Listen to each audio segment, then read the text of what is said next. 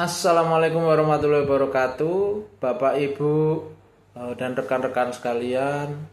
Mohon izin memperkenalkan diri, saya Nandya Putra Widiantoro dari bagian SDM PTPN 1 Regional 5 akan menyampaikan terkait manajemen bisnis.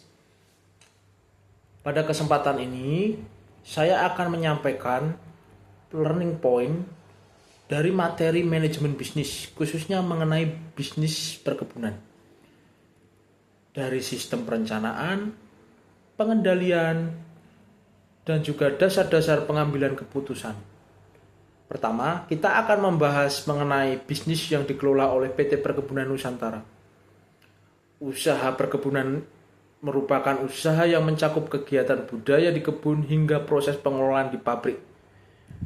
Hal ini dijalankan berdasarkan sistem yang baku sesuai SOP yang ada. Seluruh aktivitas tersebut saling terintegrasi, berhubungan dan sinergis satu sama lain dan berinteraksi dengan lingkungan di sekitarnya, sehingga membentuk suatu ekosistem yang berkelanjutan, Bapak Ibu. Secara umum, perkebunan memiliki 3 fungsi utama. Yang pertama adalah fungsi ekonomi, yang kedua adalah fungsi ekologi, yang ketiga adalah fungsi budaya. Kami sampaikan dari fungsi yang pertama dulu, yaitu fungsi ekonomi. Fungsi ekonomi di sini bertujuan untuk meningkatkan kemakmuran dan kesejahteraan masyarakat. Sekaligus juga mampu memperkuat struktur perekonomian baik di tingkat daerah maupun nasional. Kemudian juga melalui kegiatan perkebunan, lapangan kerja diharapkan dapat tercipta, pendapatan masyarakat meningkat, dan ini diharapkan dapat membuat kontribusi dalam pertumbuhan ekonomi nasional. Yang kedua adalah fungsi ekologi. Selain menghasilkan nilai ekonomi, perkebunan juga memiliki fungsi ekologis seperti menjaga konservasi tanah dan air, menyerap karbon, menghasilkan oksigen, serta menjadi penyangga kawasan lindung. Yang ketiga, Bapak Ibu, adalah kawasan atau fungsi sosial budaya. Fungsi ini keberadaannya di perkebunan mampu menjadi perekat kehidupan masyarakat yang mampu mendorong pemerataan, peningkatan pembangunan wilayah, serta meningkatkan kesejahteraan sosial melalui berbagai aktivitas ekonomi yang tumbuh di sekitarnya. Saat ini Bapak Ibu, luas areal perkebunan di Indonesia telah mencapai lebih dari 21 juta hektar.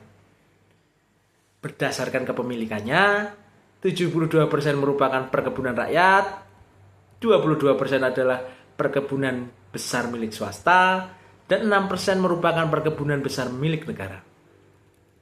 Data tersebut juga didukung oleh komoditas apa saja sih sekarang yang menarik.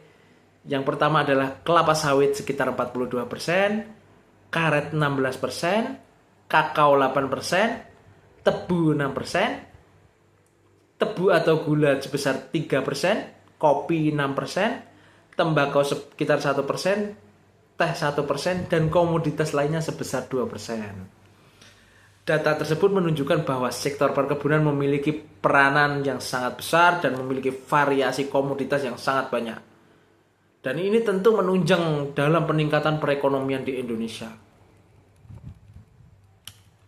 Karakteristik proses bisnisnya di sini juga memiliki karakteristik yang berbeda dibandingkan dengan beberapa sektor industri lain yang mungkin Bapak Ibu pernah amati dan kenali.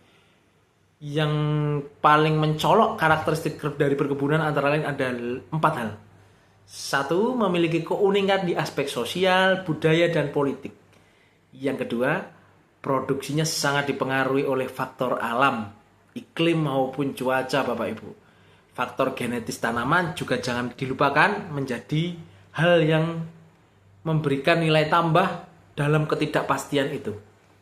Kemudian kondisi stabilitas nasional, kondisi politik, campur tangan pemerintah, regulasi kebijakan juga sangat berpengaruh di perkebunan. Yang keempat, memiliki struktur persaingan industri rantai pelaku usaha yang cukup kompleks, mulai dari petani, perusahaan, hingga industri pengolahan itu sendiri. Nah, karakteristik inilah yang menyebabkan pengelolaan bisnis perkebunan membutuhkan sistem manajemen yang cukup baik. Kemudian, sistem perencanaan dan pengendalian manajemennya seperti apa sih? Yang pertama adalah manajemen di sini di perkebunan merupakan proses yang harus merencanakan secara matang, mengorganisirkan secara terorganisir dan secara lengkap, dan juga mampu menggerakkan dan mengerahkan seluruh aktivitas organisasi agar tujuan yang telah ditetapkan dapat tercapai secara efektif dan efisien.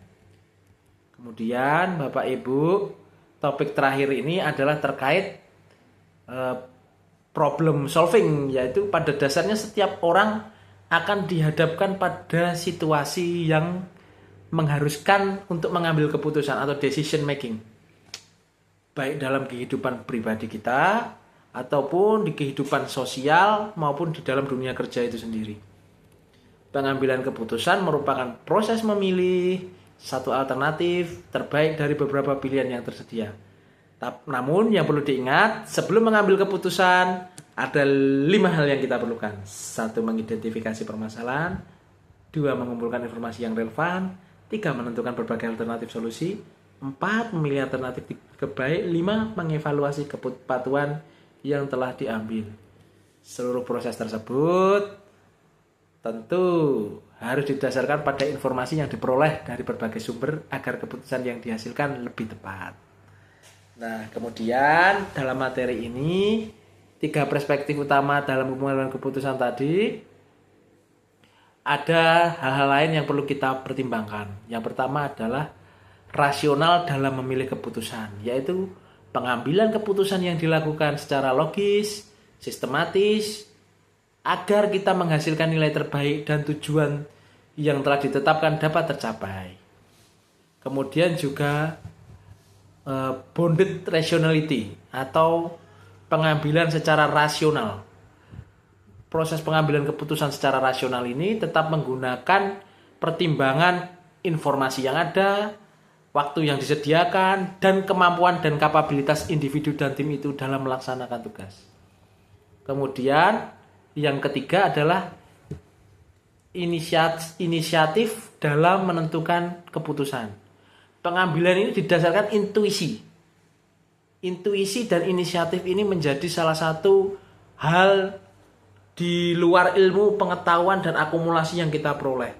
Pendekatan ini umumnya digunakan untuk pengambilan keputusan secara cepat dan memiliki urgensi yang tinggi. Nah, pada saat kita sudah menguasai hal ini, dalam hal-hal yang urgent mendadak atau faktor-faktor yang tidak kita duga, kita dapat mengambil keputusan terbaik sehingga kerugian perusahaan dapat kita minimalisir dan tetap target kita dalam mencapai target perusahaan dapat tercapai sebaik mungkin dengan kondisi yang kadang-kadang tidak diduga-duga. Penutup dari kami bahwa hal-hal yang telah kami sampaikan semoga bisa memberikan Bapak Ibu kesuksesan. Bukan sekedar tujuan, tapi sebuah perjalanan. Jika ada yang mampu memiliki mimpi, maka dia juga harus mewujudkannya. Ya, semoga materi ini tadi memberikan pemahaman dalam pengelolaan manajemen bisnis dan memberi kemanfaatan bagi Bapak Ibu semua. Saya Nandya Putra Widiantoro dari bagian SDM PTPN 1 Regional 5 mengucapkan terima kasih atas kesempatan yang telah diberikan. Kurang lebihnya mohon maaf. Assalamualaikum warahmatullahi wabarakatuh.